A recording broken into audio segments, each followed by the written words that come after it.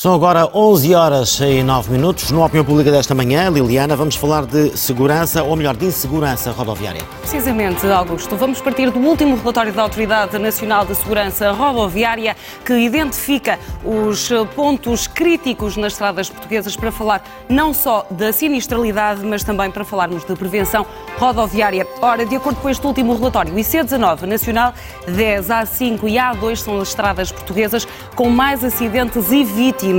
Queremos ouvir a sua opinião e saber quais são as medidas que acha que devem ser implementadas para evitar acidentes e vítimas mortais nas estradas portuguesas. Contamos naturalmente com a sua opinião. O programa começa já a seguir, a um curto intervalo. Até já.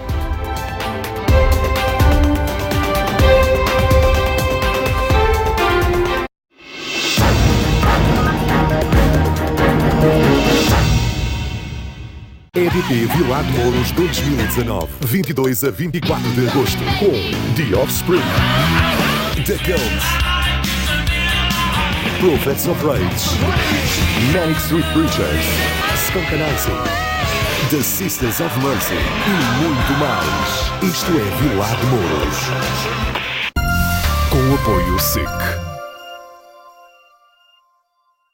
Temos informação. Já passou nesses exames médicos? Está autorizado. Acreditas numa reviravolta? Foi um negócio extremamente rápido. Deve ser apresentado até ao final da semana. As grandes transferências, os grandes contratos. Mercado aberto. Quer um jogador?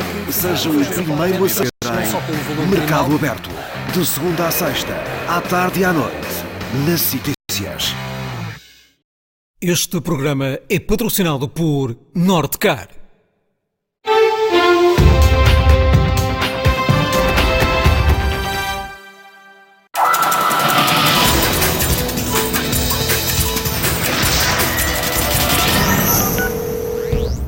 Bom dia, sejam bem-vindos à Opinião Pública. Esta manhã vamos falar de segurança rodoviária. Partimos do último relatório da Autoridade Nacional de Segurança Rodoviária, que identifica a lista de pontos negros nas estradas portuguesas. Queremos saber que causas terão na origem da sinistralidade. Quais as medidas que acha que deveriam ser adotadas para reduzir o número de acidentes e também o número de vítimas? Considera, por exemplo, que os radares de controlo de velocidade colocados nos troços com mais acidentes são uma medida eficaz? Contamos naturalmente com a sua opinião. Para participar, pode inscrever-se através dos habituais números de telefone do programa, o 21416 1147 ou 21416 1148. O IC19, a Nacional 10, a A5 e a A2 são as estradas onde há mais acidentes com vítimas em Portugal. Os dados são do relatório da Autoridade Nacional de Segurança Rodoviária, que sinalizou 60 pontos perigosos nas estradas portuguesas no ano passado. Em número de acidentes, é o IC19 que maior número registrou em 2018. Foram 59 acidentes sinalizados em 9 pontos específicos do IC19. São agora conhecidos como os 9 pontos negros, troços de estrada de até 200 metros, onde se registaram pelo menos 5 acidentes com vítimas. Os dados relativos a este ano, portanto do ano 2018, de acidentes de dados a 24 horas, foram identificados 3 mortes a nível nacional em todos os pontos negros do país. Comparando com o número total, é um número até relativamente baixo. Nos 9 pontos do IC19, em 2018 registaram-se 3 feridos graves e 69 ligeiros. A estrada que liga Sintra a Lisboa é uma das mais frequentadas do país. O volume de tráfego está na origem de muitos dos acidentes. Tem que ser tido em conta o volume de tráfego nesta estrada. E esta estrada, o IC19, tem um volume de tráfego muito, muito elevado. Se compararmos esta estrada com uma estrada em que ocorreram, naquele troço de 200 metros, 5 acidentes, mas há menos volume de tráfego, comparando com esta tem, sem dúvida alguma, um volume de tráfego muito, muito elevado. Para além das 9 zonas identificadas no IC19, há mais 8 pontos na Estrada Nacional 10, entre Vila Franca de Xira e Setúbal. A A2 completa o pódio, com 6 locais sinalizados. No total são 60 os pontos negros nas estradas portuguesas, é o número mais alto dos últimos 10 anos. São nossos convidados neste Opinião Pública Manuel João Ramos, presidente da Associação de Cidadãos Automobilizados, e também Ana Raposo, secretária-geral da Associação Portuguesa de Sinalização e Segurança Rodoviária. Bom dia a ambos, obrigada pela vossa presença nesta Opinião Pública. Começo pela Ana Raposo, até porque a Associação, depois de conhecido este último relatório, vem chamar a atenção para alguns aspectos que tem vindo a defender e os quais considera que não têm sido tidos em conta nos últimos anos. Sem dúvida. A AFESP desde sempre e nos últimos anos, sobretudo, tem alertado para os perigos da falta de conservação de sinalização nas infraestruturas. Porquê? Porque existem 3 elementos para a segurança rodoviária. O veículo, o condutor ou a pessoa que conduz e as infraestruturas. E no que diz respeito às infraestruturas, e em particular à sinalização, naturalmente, elas têm sido descuradas, estão cada vez pior. Portanto, a sinalização está um caos, estava muito mal há 10 anos, continuou mal e não têm sido conservadas, porque a sinalização faz toda a diferença. A sinalização, quer as marcas rodoviárias que nós encontramos na estrada, quer a sinalização vertical, ou aquilo que vulgarmente se chama de sinais de trânsito, têm que ser vistas, para conduzirem, para orientarem o condutor. Nós dizemos muito que antes da própria estrada o condutor via sinalização à noite, por exemplo, não é? E no que diz respeito à IC19, naturalmente que não nos surpreende, entristece-nos, mas não nos surpreende. Portanto, é óbvio que sim, é uma estrada que está no top dos pontos negros, poderiam estar outras, de acordo, enfim, com os critérios que se possam encontrar para, digamos, definir o que é um ponto negro, mas não nos surpreende. Portanto, desde 2015, por exemplo, que a IC19 não é intervencionada do ponto de vista da sinalização. Considerando que, por exemplo, as marcas rodoviárias têm uma vida útil de cerca de 2 anos, uma vida útil média, dependendo naturalmente do número do tráfego, do número de passagem de rodas na estrada. Ora bem, estamos em 2019 e nada foi feito e estamos a falar, de facto, de uma das mais perigosas estradas do país. Não é novidade para nós, sabemos disso. Mas para qualquer condutor ou qualquer utente que utilize habitualmente aquela estrada, sente isso na mesma. Não é preciso ser técnico ou expertise na matéria para que assim seja. Basta ter uma certa sensibilidade. Basta passar lá todos os dias. Manuel João Ramos, para além da sinalização, há outros fatores a ter em conta e que deviam ter uma intervenção urgente para evitar estes números da sinistralidade? Eu diria que sim. Eu acrescentaria estes 60 pontos e começando por dizer que não concordamos de todo com esta definição de ponto negro, nem com a forma como o governo português alterou a própria definição de ponto negro, os critérios. Eu diria que tínhamos que acrescentar pelo menos mais 3 pontos negros, que são, de certa maneira, os pontos negros que ajudam a causar os outros todos pontos negros, que é ponto negro à ANSR, Autoridade Nacional de Segurança Rodoviária. Mas, ponto negro. Vimos a reação da vice-presidente da Prevenção Rodoviária Portuguesa, a Rosa Pita, a assumir que neste critério não entra, por exemplo, o volume de tráfego que torna outras estradas portuguesas que não entram nesta lista muito perigosas. Do NEC, mas repare, antes de chegar aí, ponto negro ANSR, ponto negro Terreiro de Paço, Ministério da Administração Interna, e o grande ponto negro que é São Bento e o Primeiro-Ministro, que não assume a responsabilidade pela ausência total de funcionamento de planos de uma política sustentada de segurança rodoviária. Estes 3 pontos negros são, de certa maneira, causadores dos outros pontos negros todos. Agora, em relação aos pontos negros, a ideia de ponto negro como um local onde se dão acidentes e a partir do qual se podemos dizer que há uma zona perigosa é moralmente abjeta. Porque é preciso que morram 5 pessoas para podermos identificar um ponto como negro. Isto manifesta uma forma de agir perante o meio rodoviário que é totalmente imoral. Porque manifesta sobretudo o quê? A ausência total de auditorias de segurança rodoviária e de inspeções de segurança rodoviária. Isto é, uma via não pode estar aberta ao público quando põe em perigo a vida dos utentes. Aquilo que o Estado português faz e assume com esta lista dos 60 pontos negros é dizer: nós mantemos abertas ao público vias, vamos ver se as pessoas morrem lá para ver se a via é perigosa ou não. Isto não pode ser, não pode continuar assim. Mas não podemos também esquecer esta outra coisa, é que até 2008, 2009, a definição de ponto negro era 5 feridos graves ou mortos em 5 anos seguidos. Ou alterar esta definição para 5 feridos graves ou mortos num ano, evidentemente que se reduz imenso o número de pontos negros, porque é muito mais difícil que num local morram 5 pessoas no ano do que num local morram 5 pessoas em 5 anos.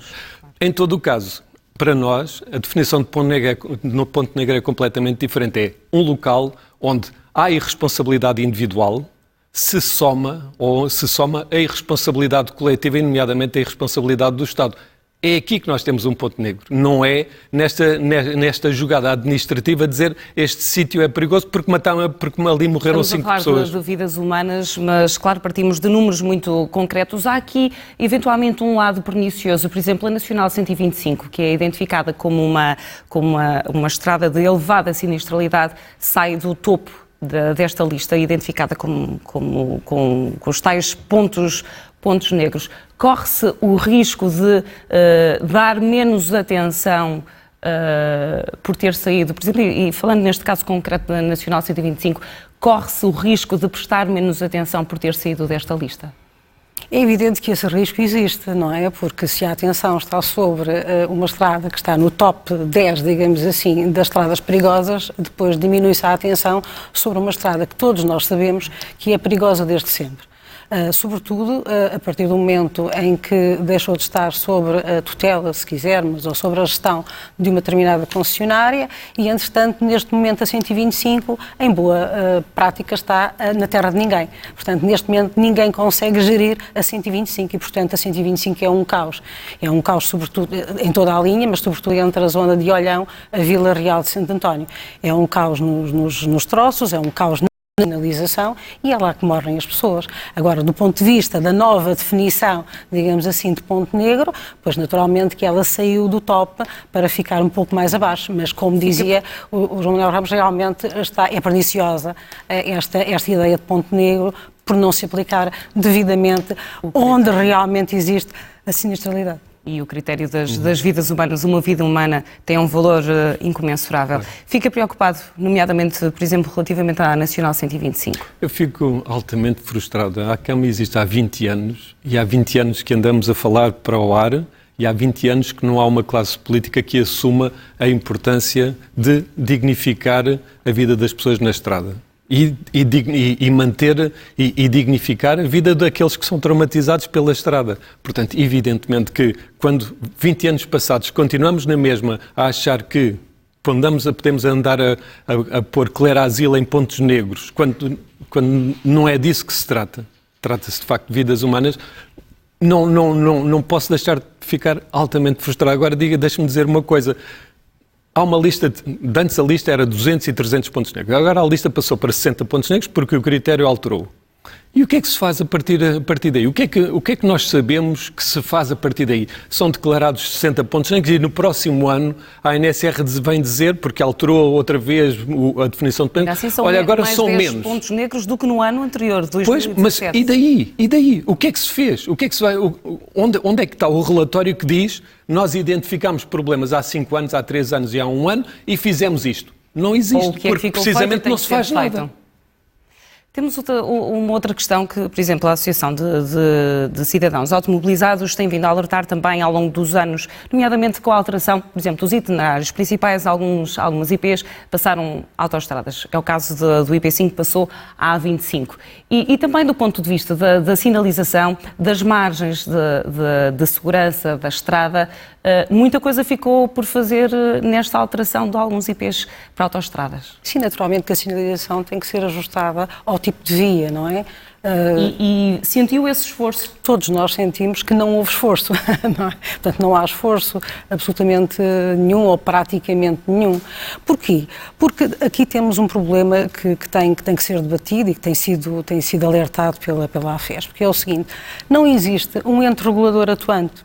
Isto é, não há ninguém, não há nenhuma entidade, independentemente das competências e atribuições legalmente atribuídas, não existe de facto um ente atuante que fiscalize, que controle, que regulamente, que sancione, de forma a que os gestores da estrada atuem em conformidade com a segurança rodoviária das mesmas. E, portanto, a partir daqui tudo está de uma enorme promiscuidade, não é? Portanto, não se consegue, como dizia o colega do debate, dizia que, de facto, o que é que se faz? Pois não se faz. Não interessa haver relatórios, depois não há medidas e implementação dessas medidas, não é? Portanto, fazemos relatórios, mas depois não sucede nada.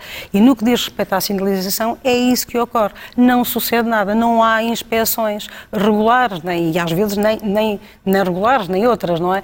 Porquê? Porque as inspeções permitem perceber onde é que existe o problema e, designadamente, gerir, digamos assim, o timing de intervenção. Até do ponto de vista de recursos financeiros, tem todo o sentido. E isso não ocorre. E, portanto, não ocorrendo uma inspeção, não se sabe exatamente o que está. Quer dizer, saber sabe-se, empiricamente todos nós sabemos o que é que está mal, mas, digamos, tecnicamente, objetivamente, não há um relatório que sirva de base para a intervenção na estrada. E, portanto, a sinalização está péssima e as infraestruturas têm uma influência absolutamente relevante para a segurança dos utentes. E a opinião do Manuel vai na mesma... Vai, deixa-me só dizer, no mesmo sentido. Na lista dos 60 pontos negros está a estrada de Borba? Por exemplo. Eu acho que é uma boa pergunta a fazer. Aquilo que nós sabemos é que vai ser o elo mais fraco, o Presidente da Câmara, que vai ser responsabilizado eventualmente criminal. E toda a outra cadeia de responsáveis, e volto a dizer, o ponto negro maior que causa tudo isto está, porque é o chefe do Executivo, está em São Bento. Já voltamos à conversa daqui a pouco. Está na altura de ouvir os nossos telespectadores que aguardam em linha para participar. Vamos falar com o José Morato, que nos liga do Seixal. Bom dia, seja bem-vindo à Opinião Pública. Sim, olá, bom dia para si e também para os seus convidados. O primeiro ponto realmente é o povo português e os condutores, a grande maioria deles, deviam beber água e bebem álcool por excesso. Segundo, é realmente o estado das estradas, das vias, muito degradadas no interior, então é uma vergonha. O terceiro ponto também é a falta de consciência e de responsabilidade de nós, dos condutores. Eu vou numa estrada para o interior, diz que não posso andar a mais de 80. Eu vou a 80, que é o máximo. Eu não ultrapasso nenhuma viatura. Todos me ultrapassam e quando me ultrapassam buzinam porque eu sou um parvalhão que só vou a 80. Se eu for numa autoestrada de Lisboa a Porto e vou a 120, não posso ir a mais de 120, que é a velocidade máxima, eu só posso ultrapassar uma motorizada, porque eu não ultrapasso nenhuma viatura. É raro ver uma viatura que anda a 120 ou menos de 120. Chegam a andar a 200. Na América, se nós andarmos a 5 milhas ou 10 milhas a mais do que aquilo que está permitido, e aquilo são estradas com 4 faixas para cada sentido, nós somos multados. E às vezes é assim, acelera mais. Não, está ali escrito, não podemos ir a mais de 80 milhas a hora. Mas não há trânsito, mas é o que está na lei. Não posso andar a mais de 80 milhas a hora. Nós temos muito que aprender ainda. Muito obrigado e bom dia. Um bom dia também para si. Obrigada pela sua intervenção. Vamos falar com o Adelino Patrício, que nos liga de Sesimbra. Seja bem-vindo à Opinião Pública.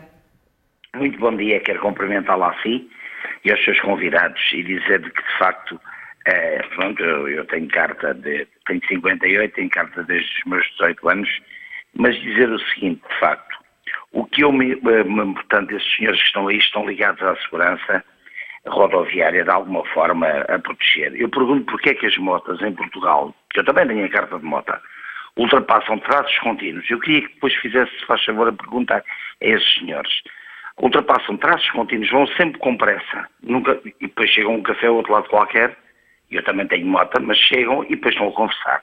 Portanto, passam em cima da ponte por nós, passam em autoestradas, passam em vias com traços contínuos e nunca há problema. Basta às vezes nós ultrapassam pela direita e pela esquerda. Não há regras nenhumas. Se nós formos, nomeadamente à Alemanha, que eu sei, as regras não são assim. Portanto, passam por tudo. Basta nós, às vezes, andarmos para a nossa direita ou para a nossa esquerda 10 centímetros ou 15, e se for preciso provocamos um acidente, que o outro é que é o culpado, que nós estamos na nossa faixa. Por isso é que existe uma grande mortalidade de indivíduos que conduzem motas.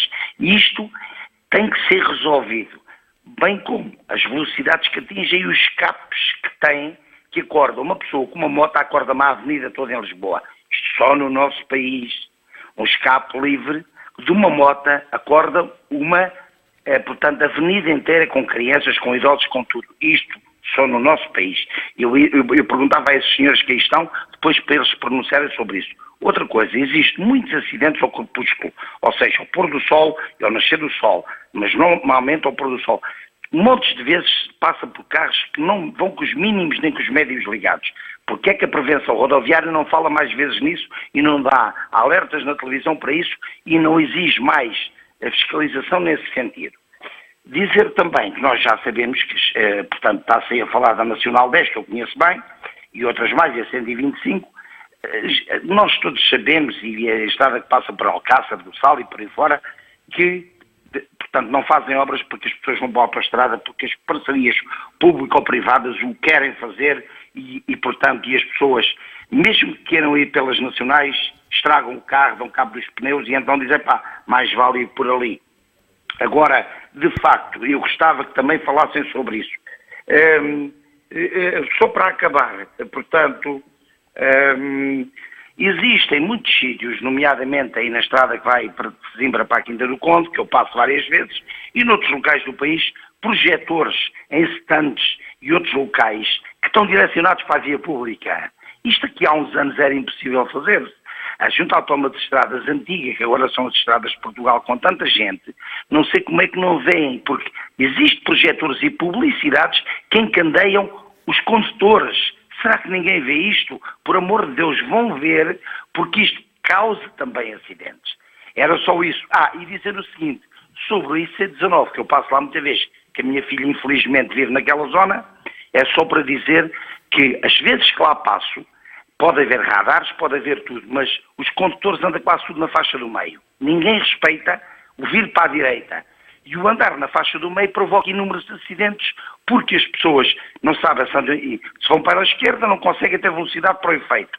E depois ficam só com a faixa, metem-se para a direita e provoca acidentes.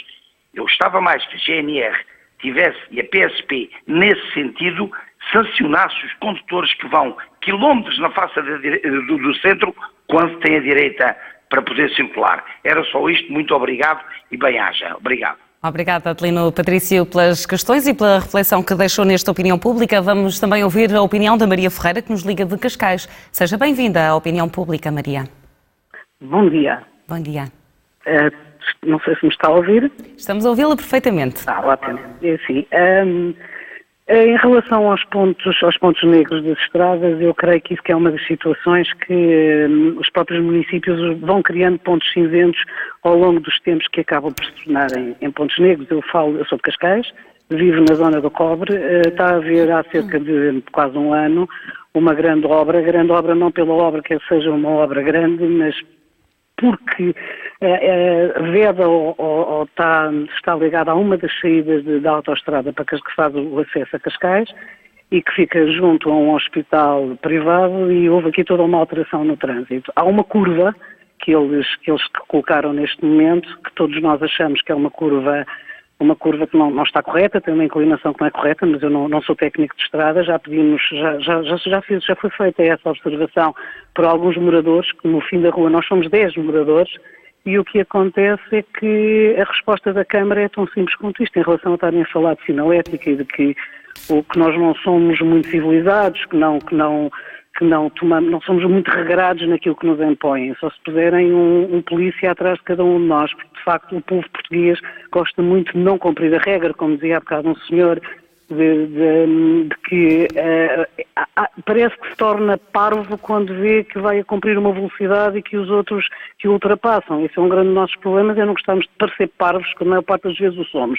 Mas tudo bem. Enfim, quando fez-se uma apresentação desta estrada e desta situação, de ser uma estrada com uma certa inclinação, com muito movimento, em que fazem os passeios com um palmo de altura, em que se há um carro que bate, o mais normal é ser projetado em sentido contrário. Há habitações pegadas com a estrada e a resposta que se obteve foi que iriam fazer iam pôr sinalética com redução de velocidade. Eu gostava de saber o que é que isso me interessa, quando nós sabemos de antemão que ninguém cumpre, a redução de sinalética nem que ponham a 30, ninguém vai andar a 30. Se alguém que vai no passeio ou que mora aqui for apanhado por um carro e fique numa cadeira de rodas, acho que no mínimo, ou fique aleijado de qualquer forma, tudo isso é um encargo para toda a sociedade. E às vezes faz-me pensar que os municípios devem ter algum contrato com alguma empresa de cadeira de rodas, porque de facto faz-se obras que nem sequer se dão ao prazer. Se dão ao prazer, não. Eles têm prazer de facto não nos darem conhecimento de nada, nem nos darem uma resposta com lógica. É tudo, não tenho mais nada a dizer. Muito bom dia. Um bom dia, Maria, também para si. Obrigado pela sua intervenção. Vamos ouvir também o João Horta, que nos liga de Lisboa. Seja bem-vindo à Opinião Pública. Olá, muito bom dia. Bom dia.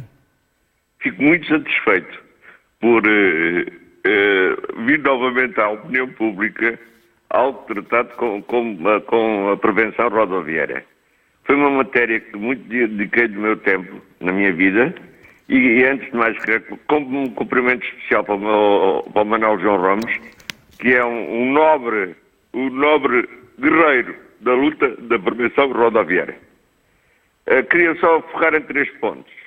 Penso que o problema dos pontos negros, como o Manuel João disse, pois define-se, foi um relatório, toda a gente critica, mas depois nada se faz. Mas, na minha opinião, três grandes pilares que justificam a existência de pontos negros.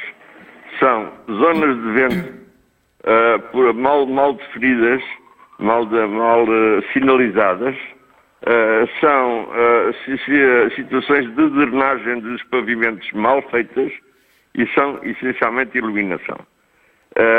Tive a oportunidade de estudar profundamente o problema da iluminação, até com a colaboração de amigos médicos oftalmologistas, e ambos, não houve nenhum que não me confirmasse que a iluminação que hoje se faz nas estradas, nomeadamente nas zonas de entrada de cidades, etc., está mal feita. Está mal feita pelo seguinte, porque o espaço que existe entre cada um dos postos de iluminação está mal calculado e cria zonas de sombra e grande iluminação que são impossíveis coordenar com aquilo que qualquer humano, mesmo que veja muito bem, tem com a reação da pupila.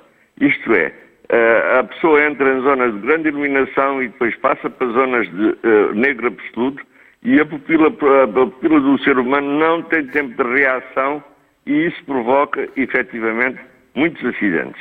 Estou-me a lembrar de um estudo que fiz na 125, entre Faro e Lolé, na zona de, agora chamava-lhe a zona da Cial, da fábrica da Cial, a seguir ao Patacão, que chegou-se à conclusão de que essa era a razão de morrer lá muita gente.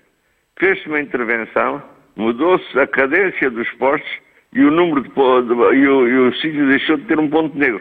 Porquê? Porque acabaram com a iluminação positivamente. E ao acabar com a iluminação não houve estes problemas da acuidade visual.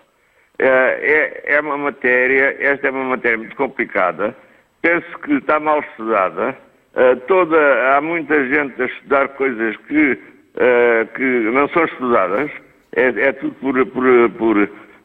por feeling.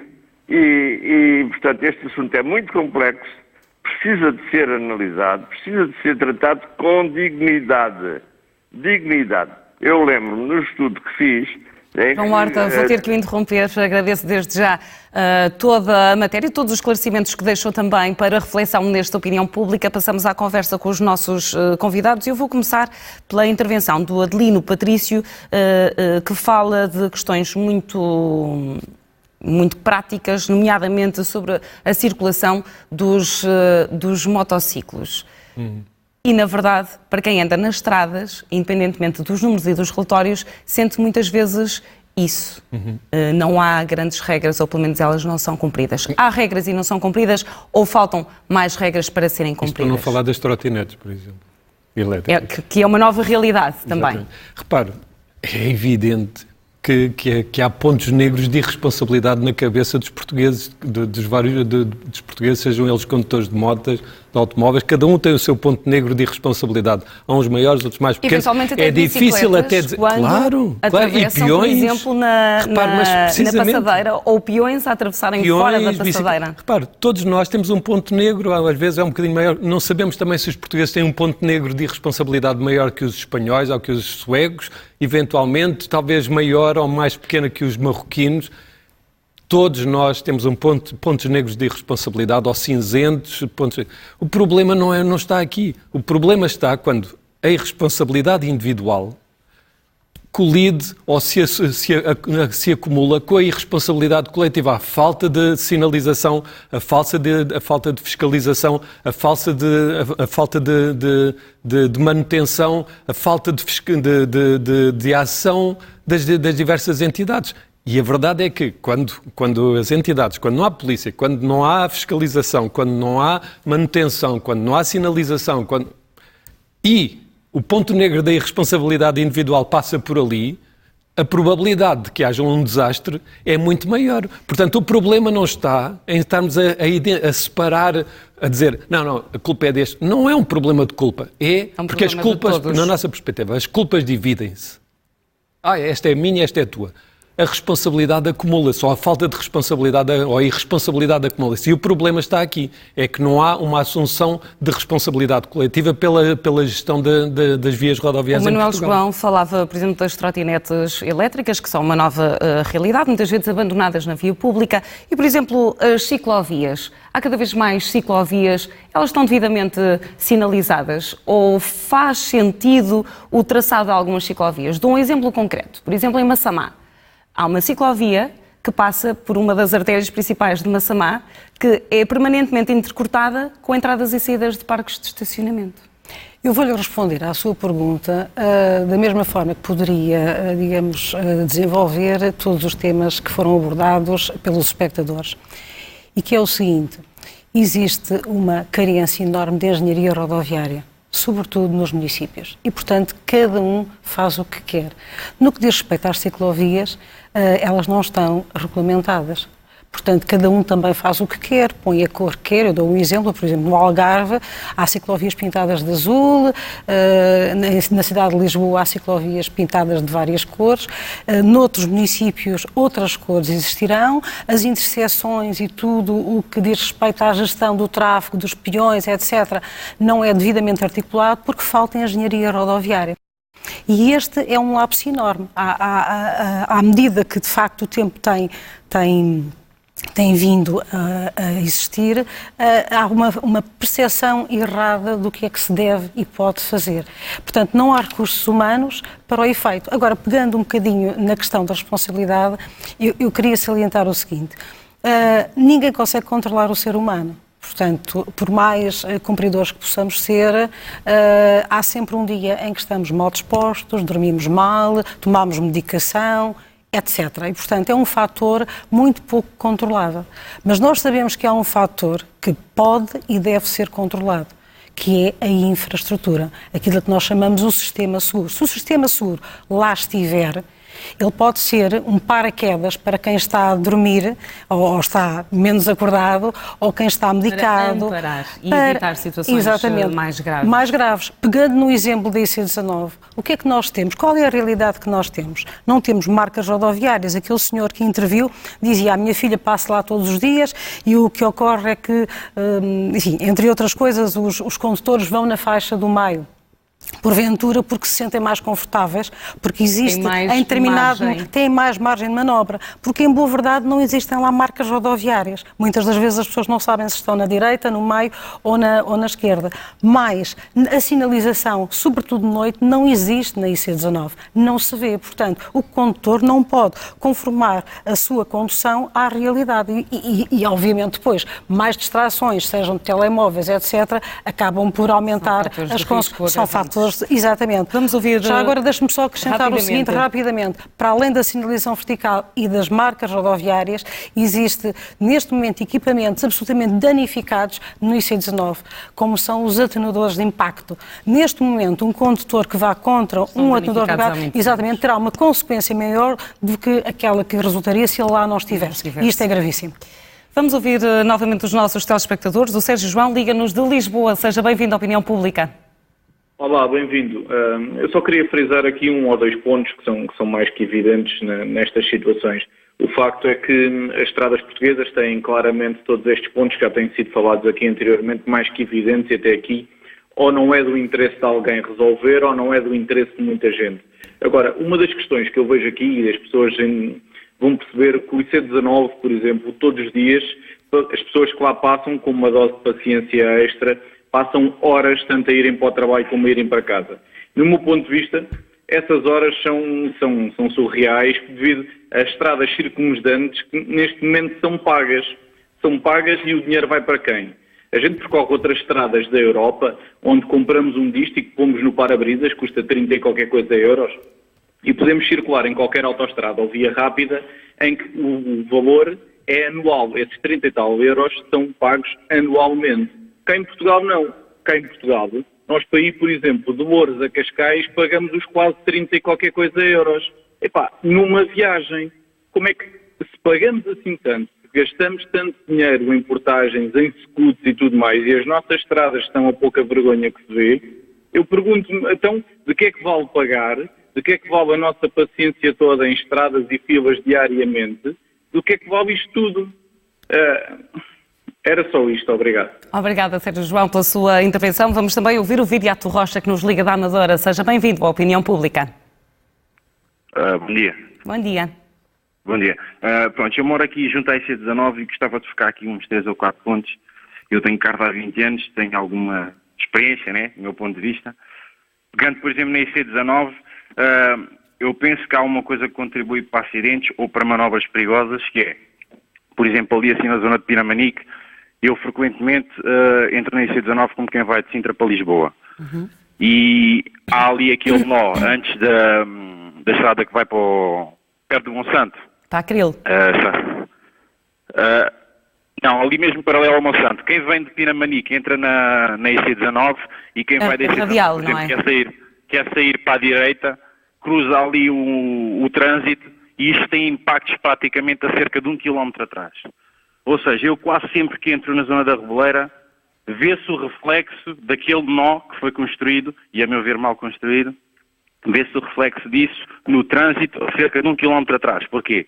Porque aquilo tem 3 faixas, as pessoas que querem sair para a direita, antes desse nó, começam a querer ocupar a faixa da direita, começam a ocupar o meio da faixa, das 3 faixas, a faixa do meio, e isto começa a atrasar o trânsito todo, porque só fica a faixa da esquerda e mesmo assim há pessoas na esquerda que querem ir para a faixa mais à direita. Viriato Rocha, fica clara na sua intervenção, de facto, esta dificuldade nos pontos, nos nós, nas entradas e saídas das vias. Vamos avançar para ouvir também a opinião do Nuno Duarte, que nos liga do Porto. Peço-lhe que seja breve, porque estamos na reta final do nosso programa, mas queremos ouvir a sua opinião. Bom dia. Olá, bom dia a todos.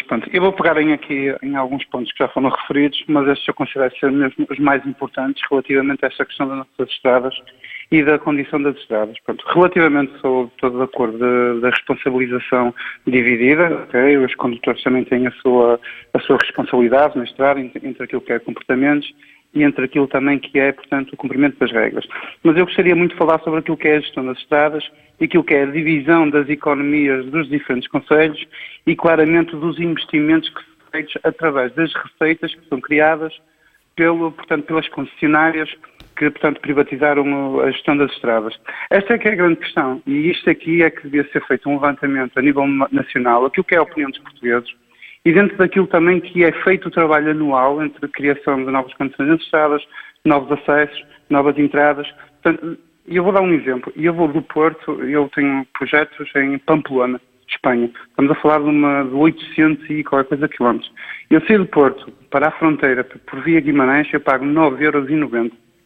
E entre a fronteira de Espanha e Pamplona, eu vou ter um acréscimo de 3€ e qualquer coisa numa portagem que eu escuso e eu escolho por essa portagem.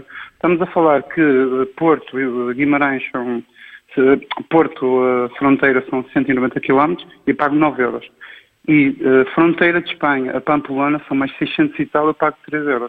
Portanto, aqui é que nós temos que, nós portugueses e nós sociedade, temos que nos debruçar sobre esta questão, para onde está a ser canalizado o dinheiro das receitas diárias que todos os condutores pagam, para onde está a ser canalizado esse dinheiro.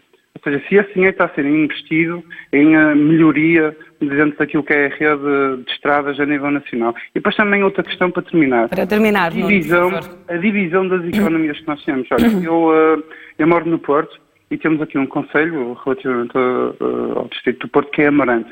São 50 km. Do Porto a Amarante, nós pagamos 5,80€. Em Amarante não há mão de obra. Não há mão de obra qualificada. Se quiser uma empresa em Amarante quiser contratar um engenheiro, um enfermeiro, e no Porto existe essa oferta.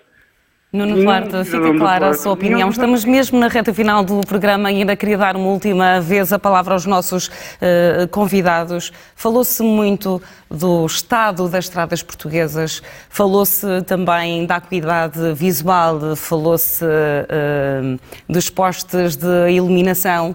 Há uma grande dicotomia entre aquilo que são as zonas urbanas e os grandes centros urbanos e as zonas fora dos grandes centros urbanos e as zonas rurais.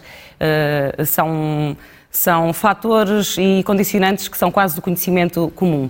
Tenho uma última questão para vos colocar, porque não temos tempo para mais, infelizmente. Mudou o comportamento dos portugueses nas estradas ou não? Há mais civismo ou continua a haver muita falta de civismo? Manuel? Não há fiscalização, o português é o que é, e quando não há fiscalização, há falta de civismo. Deixe-me só dizer uma coisa. Em Espanha houve um estudo muito interessante sobre pontos brancos. E o que é que o estudo dizia? É que as estradas com boa sinalização, nomeadamente horizontal, com bom pavimento e com bom traçado, eram pontos brancos. Portanto, também faz falta um estudo pela positiva. Ana Raposo. Sim, completamente de acordo, como não poderia deixar de estar. O que nós dizemos sempre é que é necessário fazer uma inspeção às estradas portuguesas e priorizar aquelas que merecem uma intervenção rápida. E rápida é para ontem, naturalmente. Nós fizemos em 2009 um estudo desta natureza que demonstrou que 75% das marcas rodoviárias não se viam. Portanto, eram estradas onde, naturalmente, as consequências dali advenientes são as que se adivinham. O ponto final que eu gostaria de salientar é o seguinte: tem que haver vontade política, tem que haver vontade decisória para implementar medidas de fiscalização. Não é só fiscalização ao condutor, é fiscalização ao controle de qualidade das estradas e, neste caso, da sinalização. Agradeço a ambos a vossa presença e os vossos esclarecimentos. Precisaríamos de muito mais tempo para continuar a debater todos os pontos que foram avançados pelos nossos telespectadores. De facto, a responsabilidade é de todos e começa em cada um de nós. O programa chega agora ao fim, à hora certa, a informação atualizada pelo Augusto Madureira. Bom dia.